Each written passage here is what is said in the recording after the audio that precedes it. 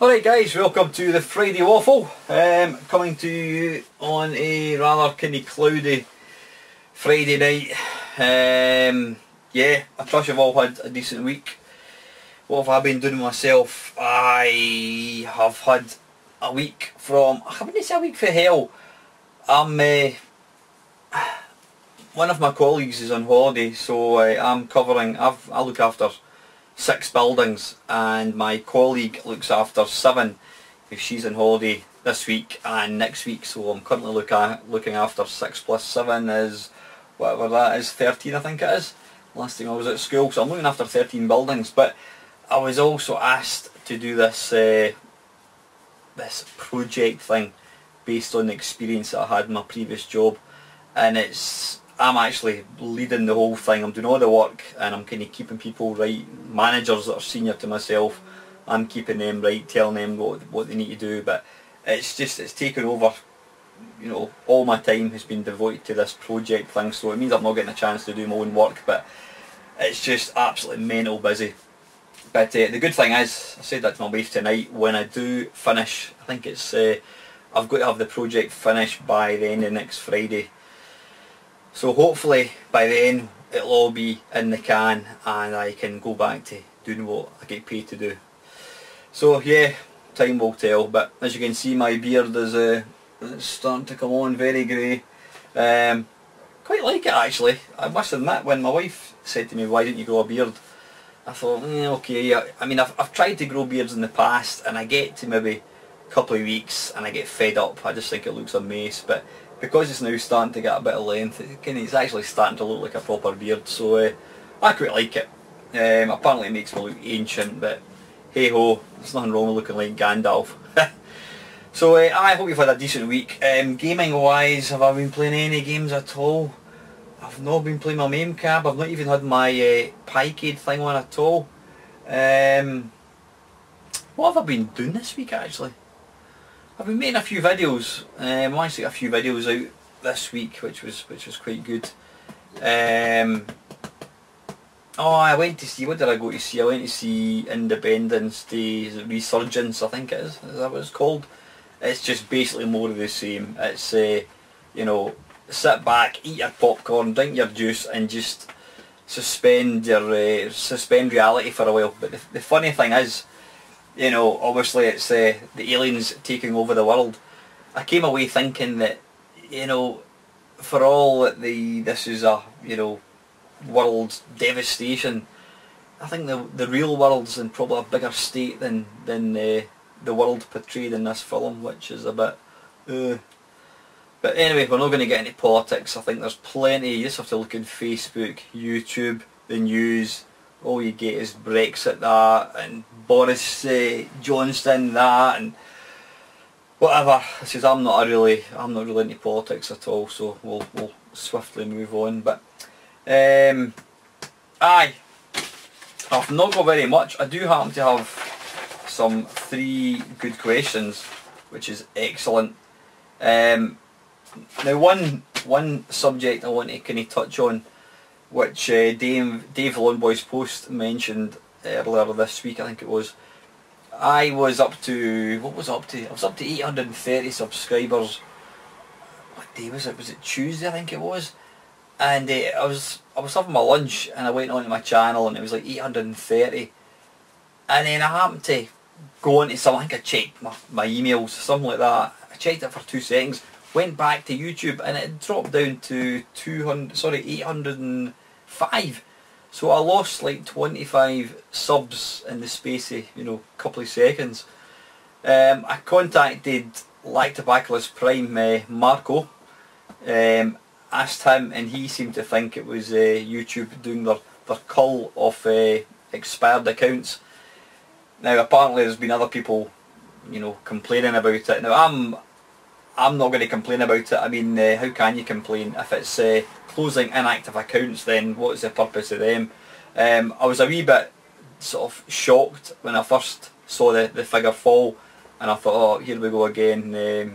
You know, I thought possibly going to lose all my. I thought this was maybe some kind of glitch on YouTube, but apparently not. Apparently it affected everybody. So yeah, what they do is they they must sort of run a kind of cull thing once I don't know how often they do it.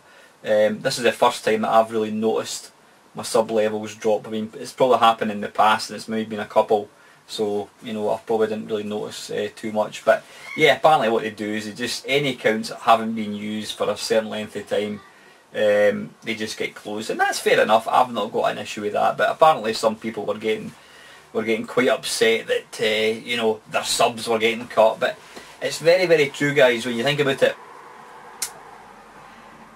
Number of subscribers, it's kind of like a badge of honour. I think that's about it. It's a badge of honour. It's almost like something you say, it's like a measure of your success. That's what's kind of the point of it. People, you know, he's got X number of subs. You know, you never talk about YouTubers as far as views. It's all about the number of subscribers. But I think I'm up to 810 now. I've got 810 subscribers. My average views are about the 100, maybe 150 mark, which, like I says, is what, about 20%. So in an ideal world, you know, is there any point? I mean, so I've got 800 subscribers and probably 600 of them never ever watch my videos.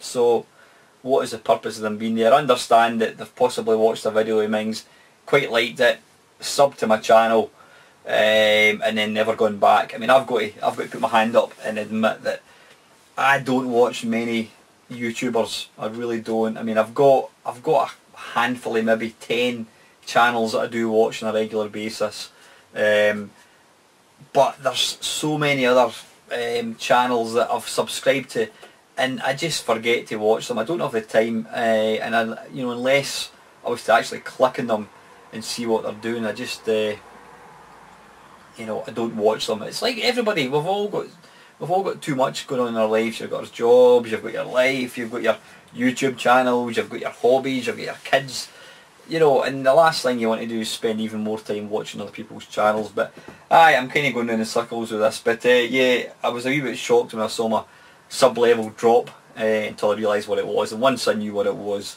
you know, it didn't really bother me. I'd rather have quality over quantity, so they say. Right, I think I made a video about, what day was it? I can't remember what day it was. Tuesday, Wednesday I think it was. It was a thing that I was thinking about, was why has the shout out died? I'm not going to go into much detail because I've already made a video about it, obviously, but it's kind of been quite a successful video, and a lot of interesting comments.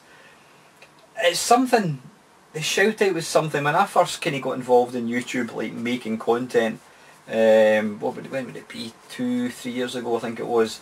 The shout out was something that was, you saw it appeared in a lot of videos, people's channels, shout outs and whatever. Now it's something you very, very rarely hear, and as I mentioned in my video, I don't think the importance can ever be overstated.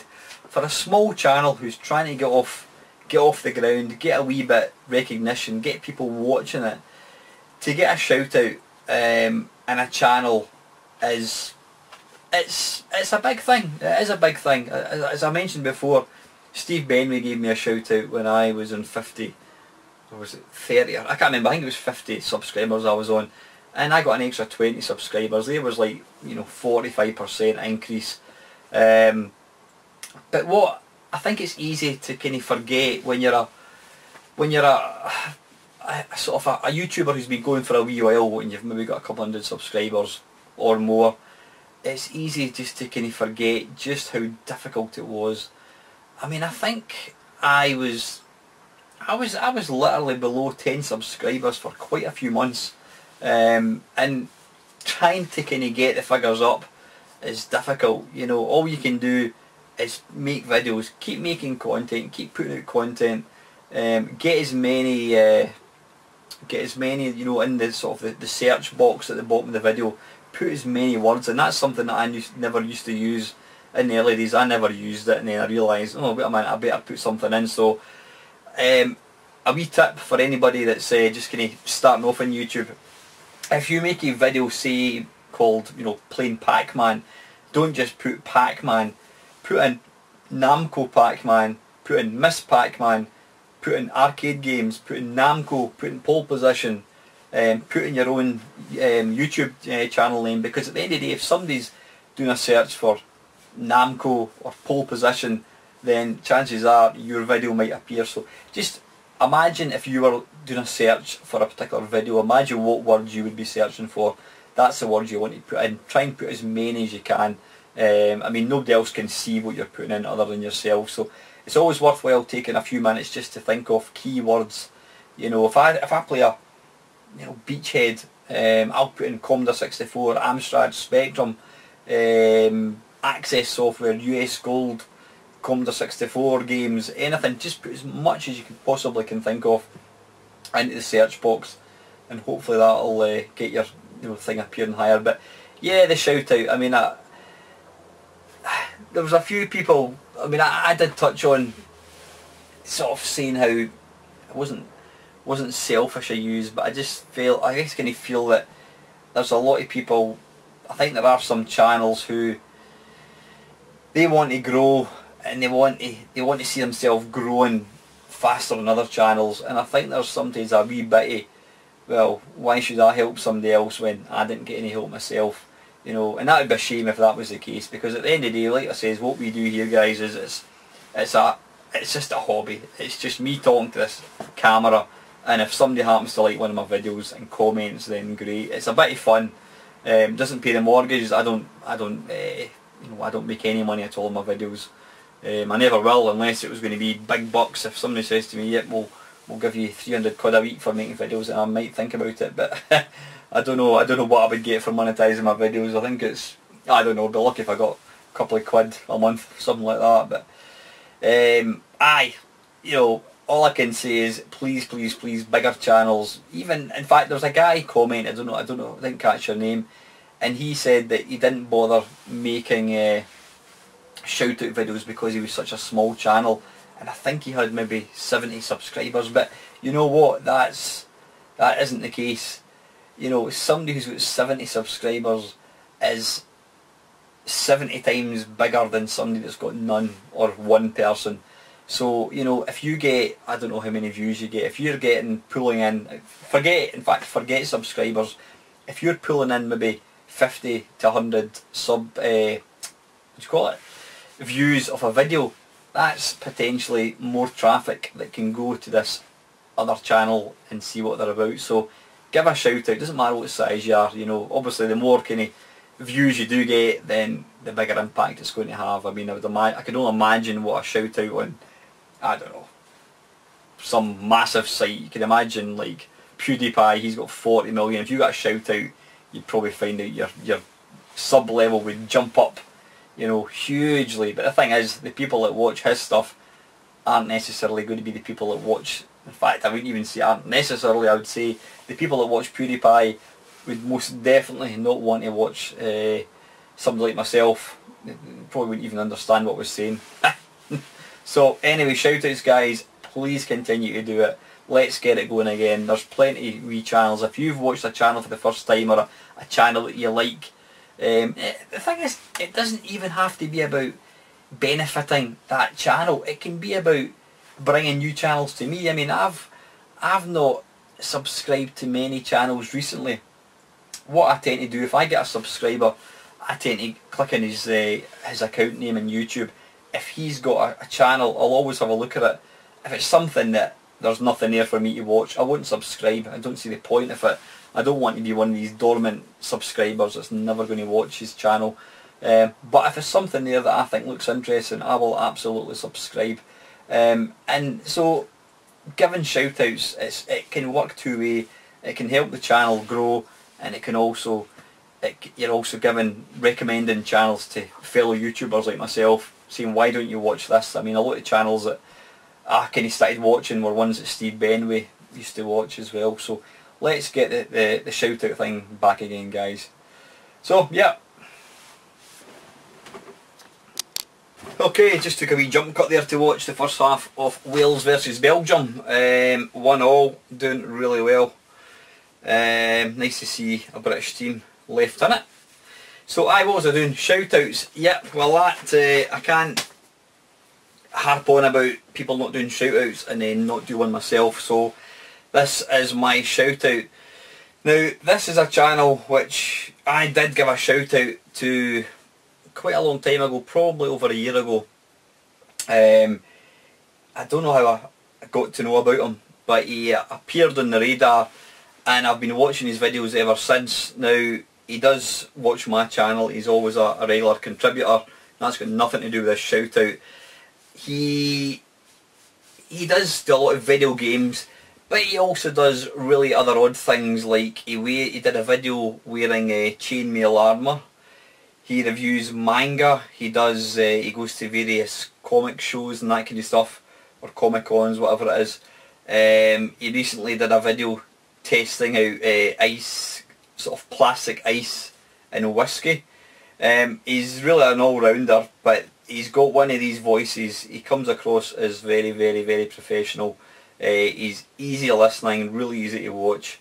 And I'm actually going to be meeting him next week in Glasgow, but that's got nothing to do with this shout out. He's really entertaining, and that is Down the Rabbit Hole, Kevin. Go and check it out. I love his channel. It says he puts out all these weird and wonderful videos. I've never actually seen a video channel that puts out quite so many different things. Don't get me wrong, there's some videos that he puts out that I don't watch because I'm not interested in what he's talking about, but in the main it's good fun. He did one about eating dog food and that as well, so go and check him out. Down the Rabbit Hole, link down below. If you like, go and at least watch one of his videos. If you like it, please subscribe to him and get him more subscribers because he's due more. So yeah, that's my shout out nonsense bit. Aye. Right, pickups. That's me finished my questions. Pickups. What did I buy? In fact, just talking about Down the Rabbit Hole, he actually put a video of this thing, Namco Museum Remix. I like the look of it. He was playing a game, this is for the Wii by the way. He was playing a kind of, not a light gun, using the Wii remote, like a light gun, shoot 'em up, but it was a Galaga game. So I thought, I'll have some of that, so I ordered that, got it for, was it 15 quid I think it was. My sister-in-law, she doesn't own a charity shop, she's a manager of a charity shop, so she tends to put out games that she think I might like, so I got that for 99p, which is Crash Bandicoot and the Wrath of Cortex. Got this for 99p, Resident Evil Survivor, Code Veronica for PS2. Yep, and the last one is Oddworld's Munchies Odyssey for the Xbox for the princely sum of 99p, which is probably about 75 cents if the pound continues to tumble the way it is. Another thing I got is a pickup. I saw it in a shop and I thought, how much do you want for that? And anyone that knows me, watches the channel regular, will know that I run. Now, just before I forget, I know you're desperately interested to know about my my running, how it's going. I've mentioned before that I've been struggling with the running for the last year and a half, and it seems to me, I think I have now got to the bottom of it, fingers crossed. When I was away at the West Highland Way race, not last weekend, the weekend before, I was telling one of my friends and she said that it sounds like I've got exercise induced asthma, which is like asthma but it's not full on asthma, if that makes any sense. The only time you get it is when you're exercising, and I think that's what I've got. I checked online on Google and I've got all the symptoms of exercise induced asthma. So I got myself I got one of these inhaler things a couple of years ago from the doctor. Me being me, I just flung it in a drawer. It's like, I don't get ill, I don't need anything like that, I've not got asthma, so I flung it in the drawer. But my friend told me to start using it before I go running, and I've been doing that. I've now been out for 5 or 6 runs in the last couple of weeks and I've felt really good. I mean, I was out on Monday, did 6 miles, out on Tuesday did 6 miles, out last night did 6 miles, feeling really good. So anyway, I like my running and I saw this. Now I don't know if anybody knows who that is. That is Roger Bannister breaking the 4-minute mile. When was it? Breaking a 4-minute mile, Roger Bannister. It was in Oxford and he ran 3 minutes 59.4 seconds on the 6th of May 1954. And it was painted by a Gerald Hicks. who I've actually checked online, apparently he's now dead, the guy. Don't know if it's an original. I got that for £5, but I just love it. That is going to go in my games room somewhere. Really, really nice. The funny thing is, Roger Bannister was the first person to break 4 miles. Apparently within about 2 weeks, something like 20 people had bettered this time. So it just shows you, what they say is that people think that something's impossible. Then when somebody does it, it suddenly becomes easier for people to do because it's suddenly possible, and that's the same with that. Nobody could get below 4 minutes until he did it. And once he did it, everybody did it. Well, not quite, but you know, 20 odd people. So that's my pickups. Right, I don't want to keep this video going on too long. Right, down the rabbit hole, Kev, for the Friday Waffle. Hi Alan. As you mentioned last week, I am headed your way soon, and as a result I won't likely be able to ask too many waffle questions for you for most of July. I don't know what we're going to do, Kev. It means I'm going to have a 10-minute waffle for the next few weeks. However, let me ask you this. What is your routine for preparing for the Friday Waffle? You usually have a list standing by before you get to our questions. Is that list something you throw together at the last minute before filming, or do you write things down as they occur to you during the week? Write ideas down for future videos in a list making app, and then, I write ideas down for future videos in a list making app, then refer back to that list if I don't have an idea for a video to make. Anyway, here's hoping you still have plenty to chat about until I can ask you another. Cheers and see you soon. Yeah, good question, Kev. Yeah, you nailed it. When I'm working, when I'm walking the dogs, when I'm in the house, when I'm playing video games, when I'm reading the internet, whatever, watching the news, if there's something comes to mind about something, I write it down. I mean, I just write it down on a piece of paper as a heading, and then I go back to it, and that's what I'll talk about. There have been times where, for whatever reason, I've really had, my mind's been occupied with other things, and I've simply not had anything to talk about. That's why I've asked you guys to give me questions, because, as I've said, there's only so much you can talk about. I don't really do modern machines, so you're not really going to hear me talk about the E3 show or the next Nintendo console. I'll talk about it if it's something I'm aware of or interested in, but in the main I'm very much old school. So yeah, it's just I think it's one of these things, if you try and, I've seen me sitting here just with the camera all ready to go, and I've sitting scratching my head trying to think of something. If somebody says to you, think of something to talk about, your mind just blanks over. And sometimes it's one of these things, you've got to be in the mood for it, you've got to have stuff to talk about.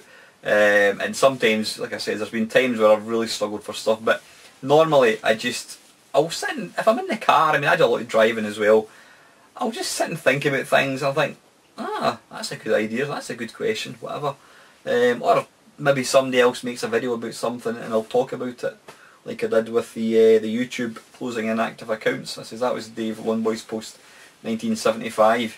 I don't think anybody minds other people talking about stuff. It's all stuff that's going on in a circle for us all to watch. So yeah, that's basically how I do it. I just, if I think of something or something comes into my mind, I write it down, and obviously I use your guys' questions as well. So I look forward to seeing you next Friday, Kev, and hopefully we can maybe, if your wife doesn't mind, we can maybe make a quick 15-minute video, a live video somewhere in a pub in Glasgow. So right, next question, Bangkokian 1967, that's my good mate Ian. What do you think about YouTube blocking access to videos based on the country in which you're watching? I was unable to view your Way of the Warrior video in Thailand because of this. I have noticed this is becoming more common for me, and it's a real pain. I'm pretty sure it's the music that's causing this. Yeah, absolutely, Ian. I made that video, again, it was Dave Lonboy's post, mentioned the game Way of the Warrior in his top 10 3DO games. So I did a quick 10-minute mashup, and the music is awesome. I can't remember what it's called. The music's like kind of Metallica, really, really heavy kind of rock. That's part of it. But when I uploaded it, it came up that it was blocked in certain countries. Now what I did actually then do is I then went back and I recorded it with no sound and just me talking, and I've got to say it just completely lost it. It wasn't worth watching in my opinion. I'm sorry for guys that maybe couldn't watch it. I didn't realise, you know, I don't know what countries it actually blocks. I think it did mention, is it USA? It didn't mention Thailand right enough, Ian, but aye, it is a pain in the arse. I guess it must come down to the licensing, so it's probably something that YouTube simply don't have any control over, I'm guessing. You know, the companies or the sort of copyright holders in music, games, whatever, they obviously will say, well, this track is not licensed to be played in another country. It's like when you load up MAME, you get this, this game is for use in Japan, you know, and if you play this game out with Japan, you could potentially get sent to jail. So I'm guessing it's nothing to do with YouTube. It might well be. I'm talking from, you know, I'm just guessing here, but it is a pain in the arse, and I don't have many videos. I think that's the only video that I've had that's been blocked before. I certainly get quite a few videos that have the copyright. I mean, my They Did What, I've got the tune to, or is it Why I Love, I think it is, I've got the tune to R-Type, which was on the Commodore Amiga, and that was Jerome Tell, I think it is. So I get the copyright thing, but I don't mind that, because at the end of the day I can still play the video. It just means I can't monetize it, which I don't do anyway, so that's not a big issue. But yeah, it is a pain in the arse, but I guess it's just one of these things we've really got to kind of put up with. But you didn't miss much, Ian. The way of the Warrior, I mean, watch somebody else's video, watch Dave's video of it. It's excellent. If you've got a 3DO or you've got an emulator, I mean, you can download is it 4DO, I think it's called, and play it on that. It's excellent, definitely worth checking out. So thanks, Ian, for your question, mate. And very lastly, RetroHawk, I think this is your second question in a row, so thanks for that. Always appreciate it. It came to my attention this week that the recently released recreated Sinclair ZX Spectrum, the required apps have been pulled from the various app stores, thus making the device an expensive paperweight. Really? I wonder what one you're talking about here. According to reviews on Amazon, the company that made the unit, Elite Systems, have told customers there is no answer to the situation, despite the device still being sold to unsuspecting customers. Personally, I think this is appalling and clearly a reason why we can't trust any company in the way of digital purchases. What do you make of the decision, and do you own said device? Fortunately, I don't own it. Now, if I'm right in thinking what you're saying here, is that the rubber-keyed Spectrum, which was basically no more than... is that the one that's just a blue... No, wait a minute, I'm trying to think. Is that the one that's just basically a Bluetooth keyboard? Is it? I'm not quite sure, because I'm just trying to think about this. I know Elite Systems, what's his name? Somebody Wilcox, Gary Wilcox, doesn't matter. Elite Systems did bring out a Spectrum keyboard. It looked exactly like the rubber-keyed computer, but it was just a Bluetooth keyboard. And that was getting sold by Amazon. Just when you're mentioning Amazon, that's what I'm thinking it is. So I'm not exactly sure what one you're talking about. I think that might be, but as far as I was aware, it was just a Bluetooth keyboard, which basically meant you could run emulators on an Android device or on a PC, whatever. But forgetting that for a second, if they have released this piece of hardware which requires apps to run, and now you're saying that due to lack of licensing, the apps have been pulled, you can no longer use this. Well, that is diabolical. That is like selling, I don't know, it's like selling a games console where you can't get any games for it. You know, at the very least they should mention that and say that you cannot use this. By all means, if you want to buy it, you know, just be aware you can't use it. If they're selling it to people under the pretense that you can play games on it and you can't because these apps are released, then that is shameful, that is diabolical. I do know that Elite, they were behind, I'm going to get my wires crossed here, they were definitely behind a system, or, yeah, you know, I can't remember exactly, but I know they certainly, they had some Spectrum type system, and it was going to be, they had all these games included, and apparently they hadn't actually requested the authority from the copyright holders, so people who'd actually programmed the games, hadn't even been asked, is it okay if I put your game in this computer thing? They hadn't asked. They had basically got a hold of all these games and were selling it without even asking the people who own the games, which is terrible. You know, these guys, programmers who wrote a game maybe 20 years ago, at the end of the day, if another company are going to come along and make money out of their games, it's only right that firstly they ask the guy that wrote the game or whoever holds the license to it and say, is it okay if we can use your game? And secondly, they should get some of the money. But I do know that Elite Systems didn't do that. They were bundling in all these games with some piece of hardware, and they didn't even ask, you know, ask first. That's just wrong. But that is shocking. I'm guessing it must be the thing they're talking about. If they're selling a piece of hardware which you can't use, then that is diabolical. But just you've actually got me thinking about something else. I got myself a new iPad Pro thing, which is amazing. And I thought to myself, I mean, I bought it really, I didn't want to go sticking tons of games in it. I mean, I don't really play iOS games at all. I don't play tablet games really much, apart from the very odd one. But my favourite games on my old iPhone, the one that Marco bought from me, is the Lamasoft games. The Grid Runner Plus, I think it's called, is fantastic. You've got is it Ox Wars, which is like Star Force. You've got you've got GoTup 2. Brilliantly playable games, really nice, well programmed, play perfect on that system. So anyway, I thought, I bought them years back, I'll download them and put them onto the iPad Pro. Went into the App Store, no sign of them. It turns out, I did a bit of a Google, it turns out that a company who publish games through the App Store, for them to keep their apps in the App Store, they've got to renew their license. I think it's £100 or something. Now, I do remember a couple of years back, this same thing happened, and again it was Lamasoft, and basically Jeff Minter, his argument was he wasn't making any money out of the apps, so why would he want to spend £100, you know, to keep his apps in the App Store? Now, I do get that, but it seems the people that are paying the price are people like myself, people that have bought the games. You know, forget it's Lamasoft for a second. If I bought an app on the App Store, I don't expect that. I don't expect to not be able to use that later on down the line, because the company that I gave good money to don't want to pay this amount of money. If they're not prepared to keep the money, then at the very least, surely the App Store should have that app there somewhere. I mean, have it stored on a server, you know, so that when I go in to buy it, although it's not available for everybody, the fact that I bought it for good money, I should be able to get the software that I pay for.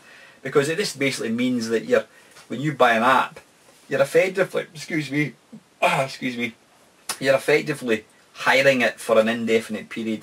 You know, who knows one day. I mean, don't get me wrong, as long as you've got the app on a device, you can still use it. But case in point with me, I sold my iPhone, bought the iPad, and now the app is no longer available. In fact, I think there's about 6 or 7 games, Lamasoft games, which I bought. You know, I didn't pay a lot of money for, but that's irrelevant. I bought them, and I now can no longer play them because Lamasoft don't think it's financially viable to actually renew their license. But that shouldn't be my problem. Surely Apple should come up with some arrangement where people who've actually bought software I should say, can get access to it. So yeah, kind of similar to that, but that's diabolical.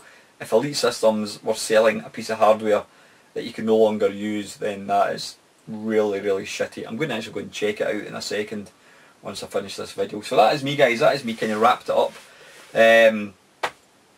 Aye, that is it. As usual, thank you very much for all your support. Really appreciate it. There seems to be a lot of people commenting these days, giving me really nice feedback. Seems to be quite a few people enjoying my They Did What, which is great. I did one on Synapse software. Now, I've mentioned before, I love making that series of videos, getting to play all these games from really old computer companies that I loved back in the day. Synapse, Epix, Lamasoft, all these companies. So it is a bit of a treat for me to actually make these, and the fact that anybody else enjoys them is a bit of a bonus. So like I says guys, thanks again to all your support, thanks to all the new subscribers. Hope you enjoyed, you enjoy watching the channel and you keep sticking with me. If you've got any ideas for anything at all, any companies you want to see featured, in the They Did What, anything at all, any questions and more questions for my next Friday Waffle, the more the merrier. That is it guys, as usual, thank you very much for watching.